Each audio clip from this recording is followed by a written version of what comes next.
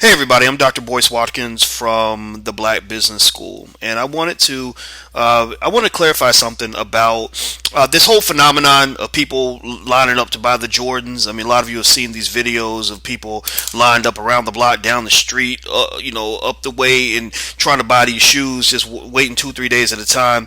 And it's a funny thing. It's like it's something where it's predictable. It happens several times a year, almost like a holiday now. Every 6 months, they convince you that the shoes you bought 6 months ago are now obsolete and that you got to replace them with better shoes.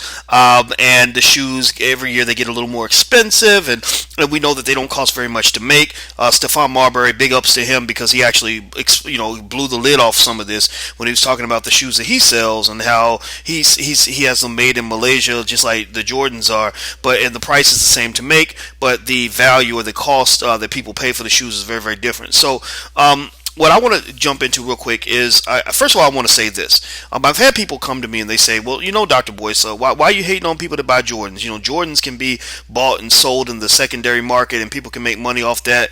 Absolutely. Power to the people. I really respect you if that's what you do. If Jordans are an investment strategy for you, then by all means, go get that paper, make that money, make your investments. Nothing wrong with that. Now, let's flip over to the other side. From what I've seen, the majority of the people standing in line to buy the Jordans are not people who are buying them for their investment value. They're the people that are buying them because they want to put them on their feet, because they feel that Jordans, make them a better person, make you more hip, make you look cooler to everybody else. Okay. Let me dig into that a little bit. Here's the thing. I don't even have an issue with people who buy Jordans to look good. If that's the style, then nothing wrong with that. Especially a lot of these people are young. They don't know yet. They don't understand investing and all that yet. Okay, I don't have a problem with buying the shoes to look stylish and cool, or buying anything for consumption purposes. Consumption means that you're just buying it so you can wear it, eat it, drive it, whatever.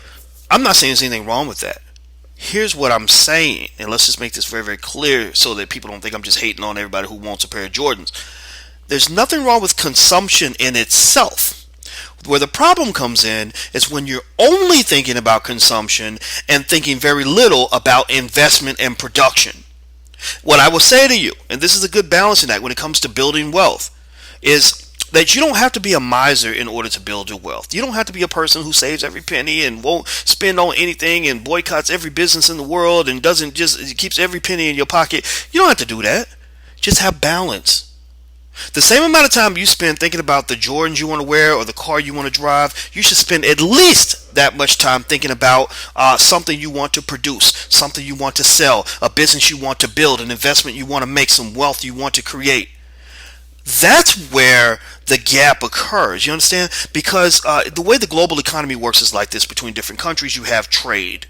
Countries buy things from each other. Some countries consume. Some countries export things to other countries. And what happens is there should be a balance between the two countries, where the amount of stuff I sell to you is equal to the amount of stuff that I buy from you. Where you get in trouble is when you create what they call a trade deficit. A trade deficit means that I'm buying a whole lot more from you than I'm actually selling to you.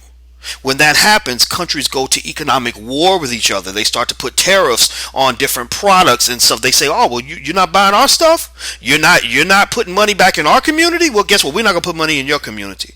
Do you understand? The problem for the black community is that we are at a trade deficit. The amount of money that we're putting into other people's communities does not match the amount of money that they're putting into ours. The amount of stuff that we're buying from other people does not match the amount of stuff that they are buying from us. So, in your own life, what you want to aim for is to ensure that you do not have a trade deficit with the rest of the world. Go buy you a pair of Jordans if you want to. I'm not gonna make fun of you if I see them, on your feet. I might say, "Hey, those are some nice shoes. Those are nice. Where'd you get those?" But then the next thing I want you to tell me about is, "Oh, well, you know what? I built a business and I made $1.2 million last year. So every now and then I splurge. I buy myself a pair of Jordans. I buy myself a Mercedes every year or whatever because I work so hard building my business that I deserve to have some things that I want every now and then." There's nothing wrong with buying a pair of Jordans. But the thing about it is this. You never want to spend more time thinking about consuming than you spend thinking about investing and producing. That's how the system works, and that's where you want to be. Don't make sure that you're not being pimped by other people, because the system's designed to pimp you. That's all I want to share with you. I'm Dr. Boyce Watkins from the Black Business School. If you want to learn more, please go to theblackbusinessschool.com. It's free to join. Classes cost money, but it's far cheaper than anything you ever take on a college campus. Plus, we have real professors, just like your campus has. The difference is we won't put you $80,000 in debt. Anyway, take care. God bless. I'm gone. Peace.